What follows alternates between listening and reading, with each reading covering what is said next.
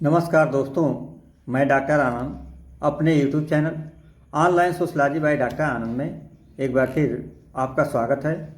दोस्तों, मैं अपने चैनल के माध्यम से यूपी बोर्ड परीक्षा 2024-25 से संबंधित कक्षा 12 समाजशास्त्र के बहुत ही महत्वपूर्ण टॉपिक लेकर आया हूं, जो यूपी बोर्ड परीक्षा से अनेक प्रश्न पूछे जाते हैं। तो यह अध्याय है सामाजिक विषमता एवं बहिष्कार। इससे महत्वपूर्ण जो बहुविकल्पी प्रश्न एवं अति लघुत्तरी प्रश्न आपको यूपी बोर्ड परीक्षा में पूछे गए प्रश्नों के उत्तर मिल जाएंगे। तो आइए देखते हैं आज का पहला सवाल। ब्रह्म समाज की स्थापना कब हुई? यह बहुत ही महत्वपूर्ण सवाल है, जो यूपी बोर्ड परीक्षा 2020, 21 एवं 22 के दो सेटों में यह प्रश्न पूछा गया है कि ब्रह्म समाज की स्थापना कब हुई थी। तो इसका जो सही आंसर है वह है ए 1828। 1828 में ही ब्रह्म समाज की स्थापना हुई थी। किसके यह कब हुई थी डेट सही? तो यह 20 अगस्त 1828 को किसके द्वारा हुई? तो यह राजा राम मोहन राय के द्वारा ब्रह्म समाज की स्थापना हुई। तो कभी कभी पूछ देता है कि ब्रह्म समाज की स्थापना कहाँ पर हुई थी। तो इसका जो सही आंसर है वह है कोलकाता। कोलकाता में ब्रह्म समाज की स्थापना हुई थी। ब्रह्म समाज की स्थापना का मुख्य उद्देश्य क्या था?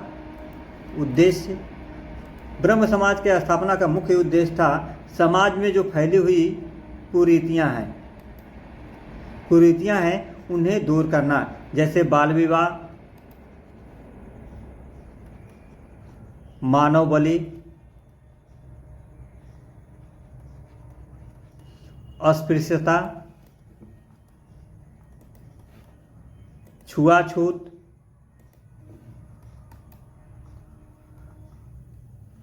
दहेज प्रथा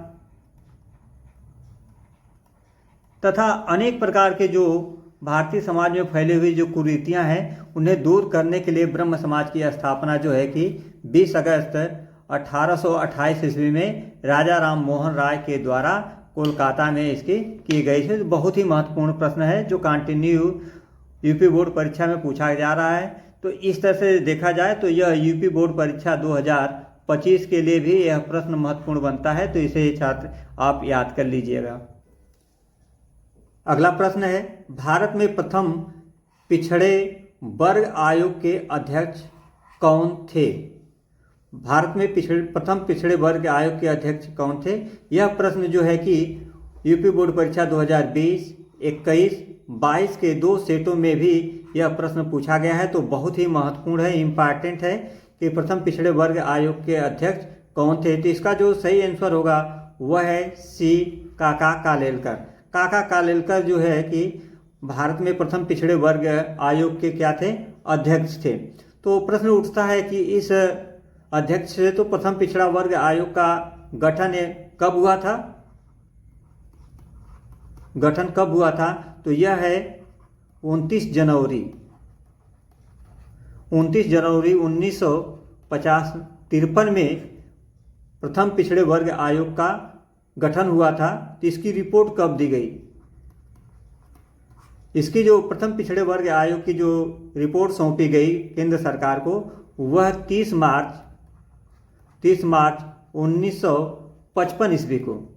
तो 29 जनवरी 1953 ईस्वी को प्रथम पिछड़े वर्ग आयोग का गठन हुआ और इन्होंने जो प्रथम पिछड़ा वर्ग आयोग है वह 30 मार्च 1955 ईस्वी में अपना रिपोर्ट दी। और इस रिपोर्ट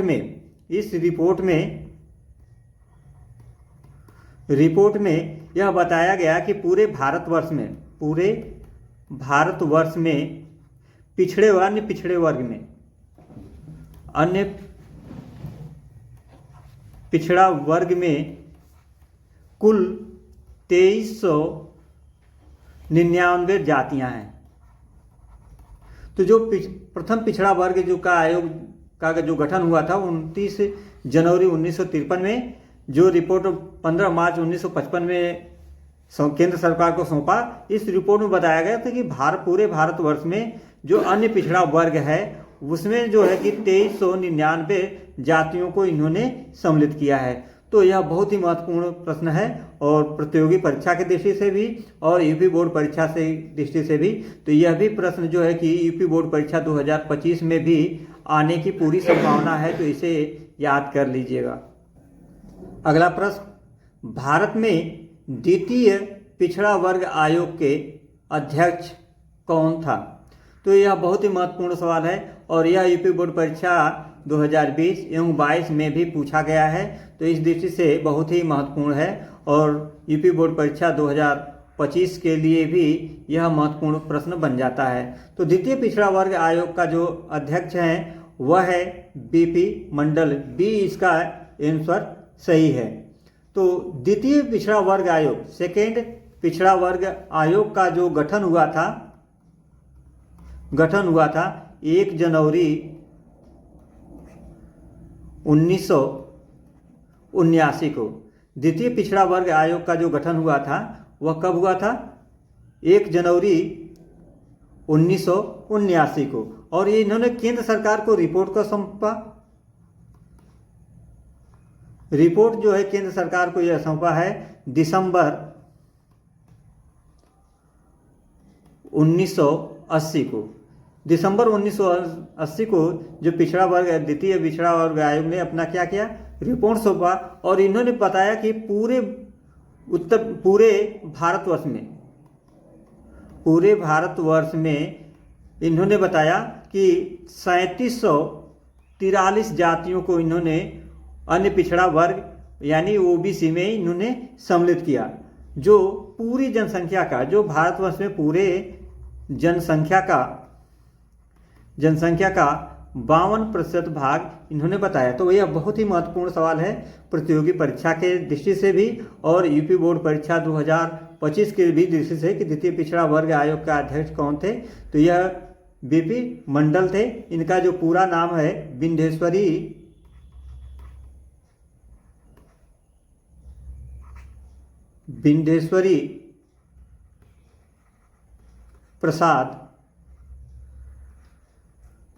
प्रसाद मंडल। तो यह बहुत ही महत्वपूर्ण सवाल है कि द्वितीय पिछड़ा वर्ग आयोग के जो अध्यक्ष हैं बीपी मंडल, जिसका द्वितीय पिछड़ा वर्ग आयोग का गठन जो है कि 1 जनवरी 1979 को और रिपोर्ट इन्होंने दिसंबर 1980 में सौंपा है, जो पूरे भारतवर्ष में अपना अध्ययन और सर्वेक्षण कार्य करने के बाद में बताया कि पूरे भारतवर्ष में ओबीसी की यानी पिछड़े वर्ग की 3743 जातियां हैं, जो पूरी जनसंख्या का 52% प्रतिनिधित्व करती हैं।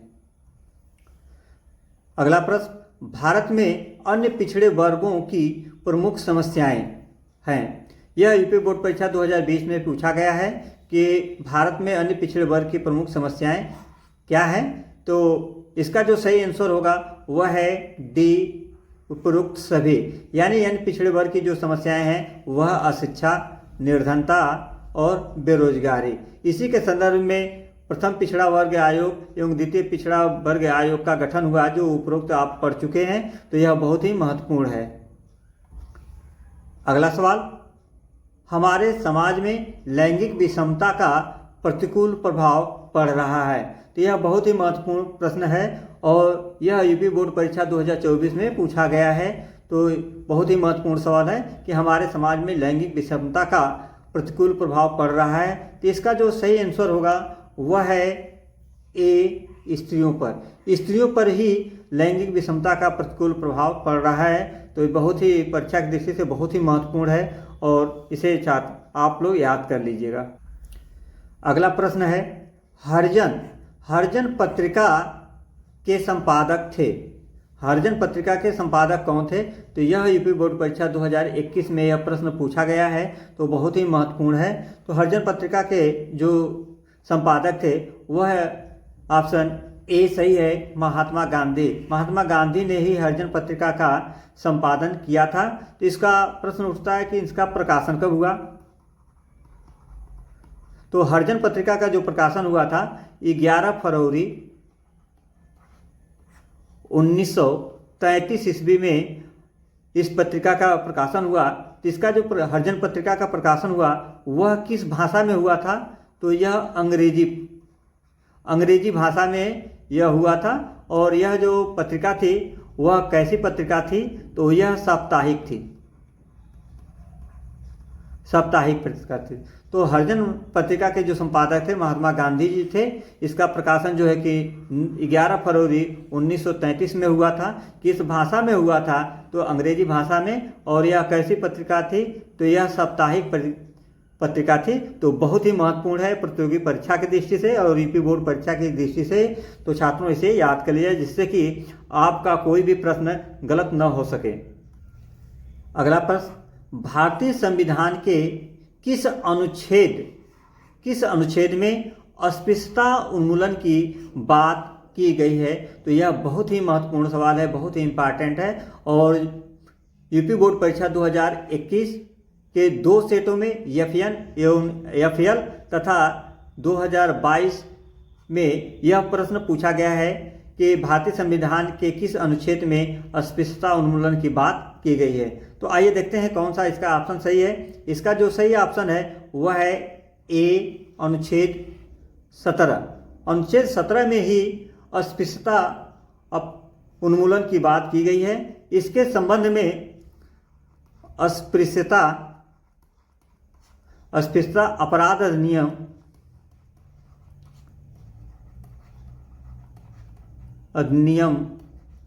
1955 बनाया गया। 1955 बनाया गया कि कोई भी व्यक्ति और किसी के साथ अस्पृश्यता बरतता है तो उसके साथ दंडात्मक कार्रवाई की जाएगी। तो अस्पृश्यता अपराध अधिनियम 1955 बनाया गया जो 1 जून 1955 को यह क्या हुआ? लागू हुआ। तो छात्रों इसे याद कर लीजिएगा, बहुत ही महत्वपूर्ण सवाल है और प्रतियोगी परीक्षा के साथ साथ यूपी बोर्ड परीक्षा में भी पूछता है कि किस अनुच्छेद के तहत जो है कि अस्पृश्यता अपराध अधिनियम बनाया गया है। तो यह अनुच्छेद 17 है और इसको अधिनियम का रूप जो है कि अस्पृश्यता अपराध अधिनियम 1955 बनाया गया जो 1 जून 1955 को लागू हुआ। और यह अधिनियम में संशोधन करके 1976 में इस अस्पृश्यता अपराध अधिनियम 1955 को संशोधन करके 1976 में संशोधन किया गया और इसका नाम बदल दिया गया नागरिक अधिकार संरक्षण अधिनियम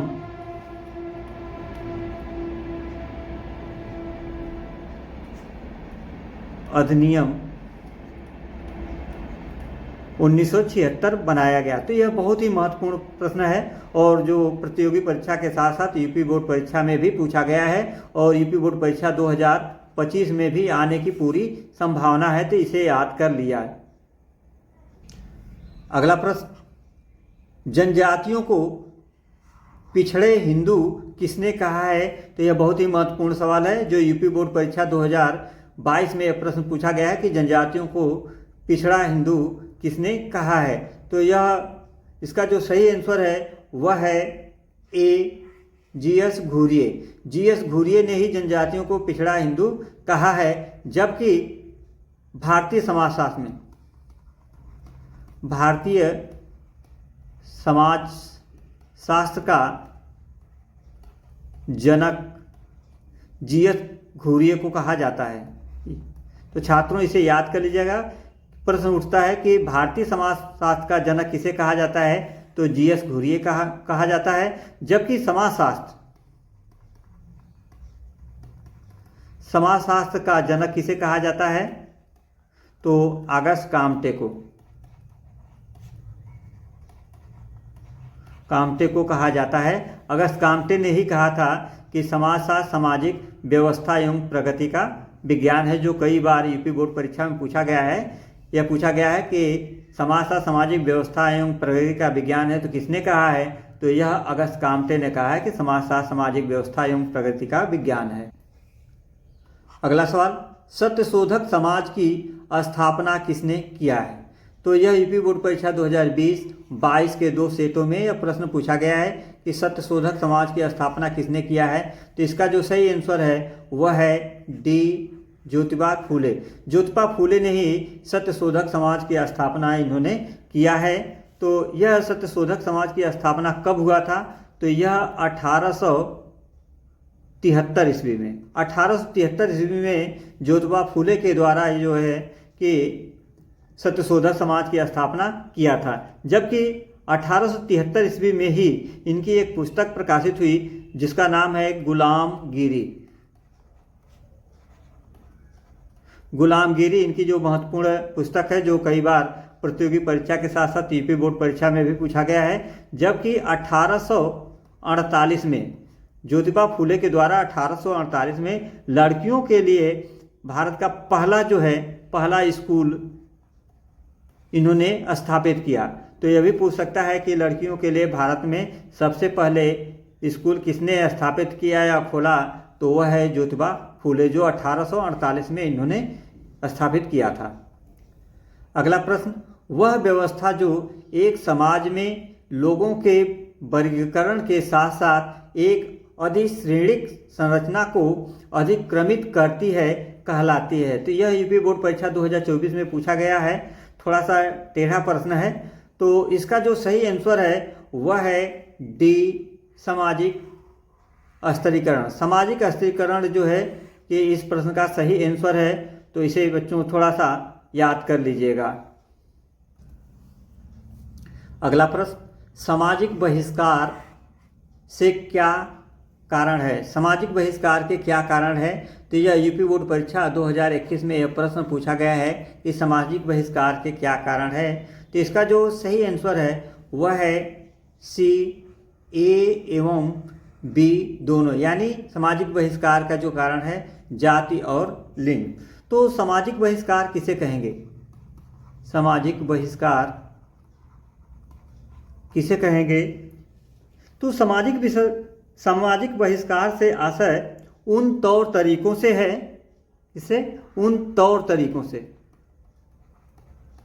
तरीकों से है जिसके माध्यम से किसी व्यक्ति को, सामाजिक बहिष्कार का तात्पर्य यह है कि सामाजिक बहिष्कार से आशय उन तौर तरीकों से है जिसके माध्यम से किसी व्यक्ति या समूह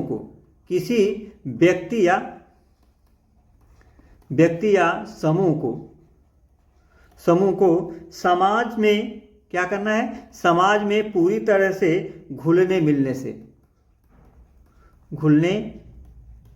मिलने से रोका या क्या किया जाता है? रोका या उसे पृथक रखा जाता है। यानी कि सामाजिक बहिष्कार का मतलब है, तात्पर्य है कि उन तौर तरीकों से है जो किसी भी व्यक्ति या समूह को समाज में पूरी तरह से घुलने मिलने से रोका जाता है या उसे पृथक रखा जाता है, उसी को सामाजिक बहिष्कार कहा जाता है। तो यह बहुत ही महत्वपूर्ण प्रश्न है जो बहुविकल्पी प्रश्न के साथ साथ अति लघुत्तरीय प्रश्न में भी पूछा जा सकता है कि सामाजिक बहिष्कार किसे कहेंगे। तो इसका सीधा सा अर्थ है कि सामाजिक बहिष्कार का तात्पर्य उन तौर तरीकों से है जो किसी व्यक्ति या समूह को समाज में घुलने या मिलने से रोका या उसे पृथक रखा जाता है। तो आइए देखते हैं अगला सवाल। अगला सवाल है, भारत में महिलाओं की प्रमुख समस्याएं क्या है?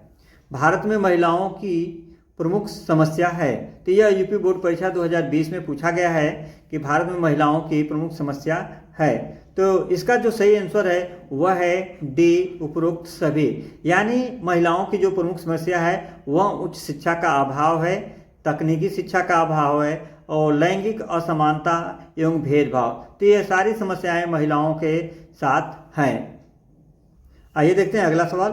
अन्य पिछड़े वर्ग की समस्या है। तो इसका जो सही आंसर है वह है